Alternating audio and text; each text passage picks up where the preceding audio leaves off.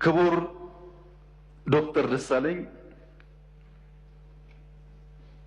ሰፋ ያለ የጥያቄ መቅድም ካነበቡልን በኋላ አንድ ጥያቄ ጠይቀዋል። ለዚያ ጥያቄያቸውም ራሳቸው ምላሽ ሰጥተዋል። ጠይቀው ስለመለሱ እንዲሁ ማለፍ ይቻላል። ነገር ግን ለሳቸው ክብር፣ ለዚህ ምክር ቤትም ክብር ሲባል አንዳንዶቹ ነገሮች በግርድፉ አንስቼ አልፋለሁ። አንደኛ ይሄን ጦር ሰባቂ መንግስት በዚህ ልክ ክሪቲሳይዝ ሲያደርጉት ህዝብ እንዳይወጣ፣ እንዳይገባ፣ እንዳይማር፣ እንዳያርስ፣ ማዳበሪያ እንዳይወስድ ያደረገውን ኃይል ምን ነው አላየኸውም አልሰማውም አሉት። በህዝብ መሰብሰቢያ በእርሶ ከተማ ቦምብ ንጹሃን ሰዎች የሚንቀሳቀሱበት ቦታ ላይ የሚያፈነዳን ኃይል ምን ነው ዝም አሉት? ሽማግሌ ላስታርቅ ብሎ ሲሄድ ቄሶች፣ አሮጊቶች በንብርክክ የሚያስኬደውን ከኢትዮጵያ ባህል ውጭ የሚገለውን ኃይል ምን ነው አላቅህም አሉት። ከሁሉ ደግሞ የገረመኝ በእርሶና በእርሶ ፓርቲ ግንባር ቀደም ተዋናይነት የነበረውን የትግራይ ውጊያ ምን ነው የትግራይ ውጊያ ያሉት? አዝማች አልነበሩ እንደ እርሶ? እነዚህ ሳቢዎች የማያውቁት ሀገር ሄዶ ቁርበት አንጥፉልኝ እንዳለው ስጋ በሊታ ያስመስለዋል። ይሄ ተገቢ አይመስለኝም። በእኛ በኩል ያለውን ክሪቲክስ ችግር የለውም እንፈትሸዋለን። እርሶ ግን ትንሽ ሚዛን ቢጠብቁ ጠቃሚ ነበር ብዬ አስባለሁ። ምክንያቱም ለሰላም ምን ያክል ጥሪ እንዳደረግን በዚህ ቤት ጭምር ስለሚያውቁ። ሌላው በጣም የገረመኝ ጉዳይ የእርሶ መንግስት በቄስ ሞገሴዎች ውዳሴ ያሉት እኛ ሰፈር ፊታውራሪ መሸሻ የሉም፣ ቄስ ሞገሴዎች ምን ያደርጋሉ ነው። ቄስ ሞገሴ ፊታውራሪ መሸሻ በሌሉበት ህልውና እንደሌላቸው ስለሚታወቅ ባይሆን እኛ ጉዱ ካሳዎች ብንባል ያምር ይሆናል እንጂ ቤት በኩል ነው ቄስ ሞገሴዎች እኛ ሰፈር የሚታዩት። ምክንያቱም እኛ ትናንትናን ናፋቂዎች፣ ትናንትናን ለማጽናት የምንሸረግድ ሰዎች ሳንሆን ነገን ለልጆቻችን ለመስራት መጋፈጥ የማይጋባንን ጉዳዮች የምንጋፈጥ ለውጥ ፈላጊዎች ነን። ጉዱ ካሳዎች ነን። ይሄንን እሳቤውን እዚህ ቤት የነበሩት ሐዲስ ዓለማየሁ ላፍታ ተነስተው ጥያቄውና ኢትዮጵያ ውስጥ ያለውን ነገር ቢመለከቱ ምን ነው ያብዬን ወደምዬ የሚሉ ይመስለኛል። መንግስታችን ለክሪቲክስ በጣም ክፍት ነው። ኢትዮጵያ ውስጥ ባልተለመደ ሁኔታ ስልክ ያለው ማይክ የያዘው ሁሉ የሚናገርበት ዘመን ነው ይሄ ዘመን። ሐሳብ በመግለጽ ሰው ይታሰራል ላሉት እርስዎ እዚህ ፓርላማ አካባቢ ከመቅረቡ በፊት የዚህ ፓርላማ አባል ነበርኩኝ። ቅድም እንዳደረጉት አይነት ግላጭ ስድብ አይፈቀድም። ፓርላማ ውስጥ ነበርንበት፣ እናውቀዋለን። ሰው በንግግሩ የሚታሰር ከሆነ ጦረኛ፣ ግጭት ጨማቂ፣ ጆሮ የሌለው ከሚል በላይ ስድብ ምን አለ? እዚህ ፊት ለፊታችን ሆነው እየተሳደቡ እንኳን ካልታሰሩ ሰው በንግግሩ ብቻ አይታሰርም ማለት ነው። ጦረኛ፣ ግጭት ጨማቂ፣ ጆሮ አልቦች ካሉ በኋላ ልክ እናስገባችኋለን፣ በትጥቅ በ2 ሳምንት 4 ኪሎ እንገባለን ቢጨምሩበት ግን እርሶም አይቀርሉት ነበር። በመሳደብ አይደለም። ከዚያ አልፎ በኃይል የተመረጠን መንግስት መናት ሲጨመርበት ነው ጸብ የሚመጣው። ዩቲዩብ ላይ የተናገረ ሁሉ ጋዜጠኛ ሆኖ ጋዜጠኞች ታሰሩ ያሉት እንደዚህ ዘመን መቼም የኢትዮጵያ ሕዝብ ይታዘባል። ከፓርላማም ውጭ ሰው እንዳሻው የሚናገርበት ዘመን፣ ሁሉ ጉዳይ ፖለቲካ የሆነበት ዘመን ያለ አይመስለኝም። ይሄ ሲባል ይሄ መንግስት ሆሊ ነው፣ ምንም አይነት እንከን የለውም፣ ስራው ሁሉ የተቀደሰ ብዬ ልመጻደቅ አልፈልግም። እርስዎ ካቀረባቸው ሀሳቦች ውስጥ መፈተሽ ያለባቸው ጉዳዮች ይኖራሉ፣ መታረም ያለባቸው ጉዳዮች ይኖራሉ። በእስርም በክስ ሂደትም በሌላም ጉዳይ መንግስት ሁልጊዜ ራሱን ክፍት አድርጎ መፈተሽ አለበት። እንከን የለኝም የሚል መንግስት አያድግም።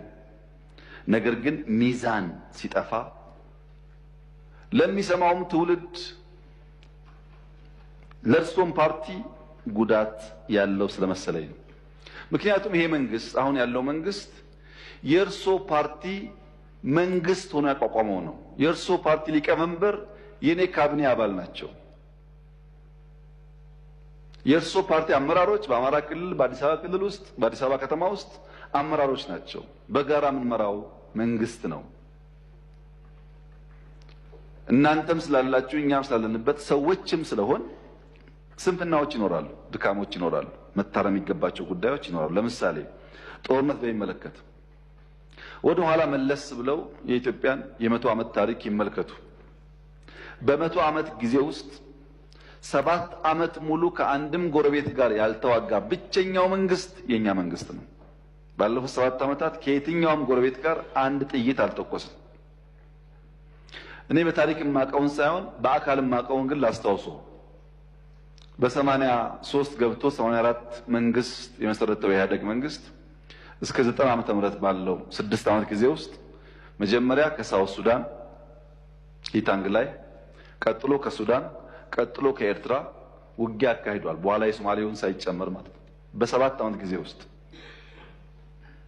በደርግም የሚያውቁት ታሪክ ነው።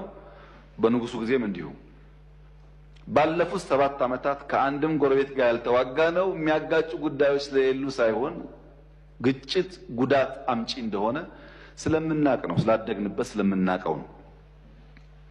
በሀገር ውስጥ ቤኒሻንጉል ጋር ታጣቂዎች በሰላም ተደራድረን አላስገባንም። ይሄ አይታወቅም፣ ለምክር ቤት አያውቀውም። ኦሮሚያ ውስጥ በጣም በርካታ ሴክቶች እንደገቡ አይታወቅም። በአማራ ክልል ባለፉት 2-3 ቀናት ብቻ ከ70 በላይ ሰዎች በሰላማዊ መንገድ ገብተዋል። 2-3 ቀን ብቻ። በአፋር ክልል፣ በሶማሌ ክልል በርካታ የሰላም ድርድሮች ተካሂደዋል። ለዚህ ነው መጠነኛ ለውጥ መሻሻሎች ያሉት።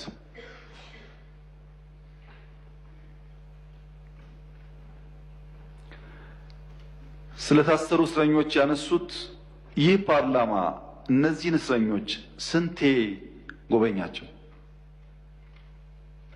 ሄዳችሁ አላያችሁም? አልጎበኛችሁም? በሚዲያ ይቻል ውስጥ ጎበኙ። ድሮ እንኳን ፓርላማ በእንደዚህ አይነት ጉዳይ የታሰሩ ሰዎች መጎብኘት ይቅርና ታሳሪዎቹ ራሳቸው ከእስር ሲፈቱ የት ቦታ እንደታሰሩ አያውቁም። ተሸፍነው ገብተው ተሸፍነው ይወጣሉ። ይሄማ ተቀይሯል፣ ተሻሽሏል፣ ለውጥ አለ። የሚቀር ነገር አለ? አዎ አለ። ጀማሪዎች ስለሆን ማረም አለብን፣ ግን ለውድድር የሚቀርብ አይደለም። ብልጽግና በየትኛው መመዘኛ ከኢህአዴግ ጋር አይወዳደርም። በአደረጃጀቱ፣ በእሳቤው፣ በተግባሩ፣ በሚመራበት መርህ ለውድድር የሚቀርብ አይደለም። ይሄን ለእናንተ መንገር ለቀባሪ ማርዳት ያህል ስለሆነ አልፈልገውም። እኛ ተመርጠን ሳለ ሙሉ በሙሉ ብቻችንን መንግስት መሆን ስንችል በህግም በሞራል የለም ለሰላማችን ሲባል ከሚፎካከሩ ኃይሎች ጋር በጋራ መንግስት እንፍጠር ያልነው ሰላም ፍለጋ ነው። ሰላም ፍለጋ የታጠቀ ኃይሉ በነፃ ይግባ ሳይጠየቅ ይግባ ብለን ያወጅነው ሰላም ፍለጋ ነው። በየመድረኩ ሰላም ሰላም ሰላም እንለውም የሰላም ፋይዳ ስለሚገባ ነው። ኢንክሉሲቭ ናሽናል ዲያሎግ ኢትዮጵያ ውስጥ ሲለመን የከረመ አጀንዳ ነው። ጠቃሚ ነው። በሺህ የሚቆጠር ሰው ያለውን ማንኛውም ሀሳብ በነጻነት እያነሳበት ያለ አውድ ነው። ይሄ መጠናከር አለበት፣ ጠቃሚ ነው። በአንድ በኩል ችግር አለ፣ ህገ መንግስቱ ይቀደድ ይባላል። የለም እኛ እንቀድም፣ ህዝብ አወያይተን አማክረን ሁሉም ሳይኖሮት ነው የሚቀየረው ደግሞ ሲባል ፕሮሰሱን አንፈልግም ይባላል። አብሮ አይሄድም። ለምሳሌ ከፍትህ ስራ ጋር ተያይዞ የተነሳው በአንድ በኩል ክስ አቅርባችሁ ክሱ ተጓተተ ይባላል። የኛ ስራ ወንጀለኛ ላልነው ሰው ክስ ማቅረብ ነው።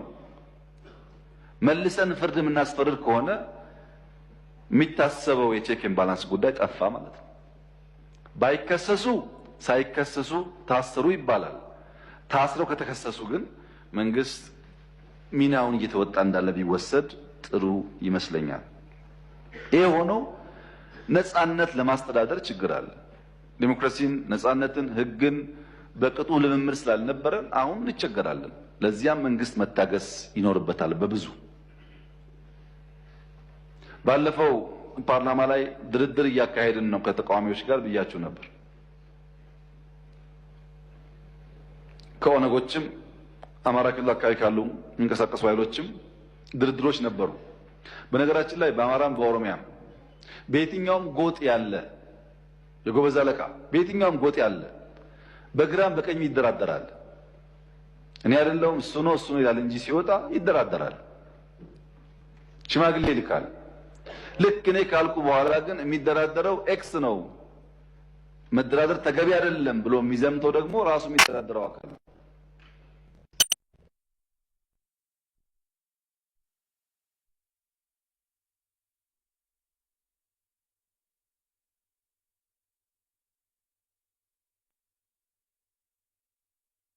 አማራ ክልል ላውጥም እንደዚሁ በሰላም ግቡ።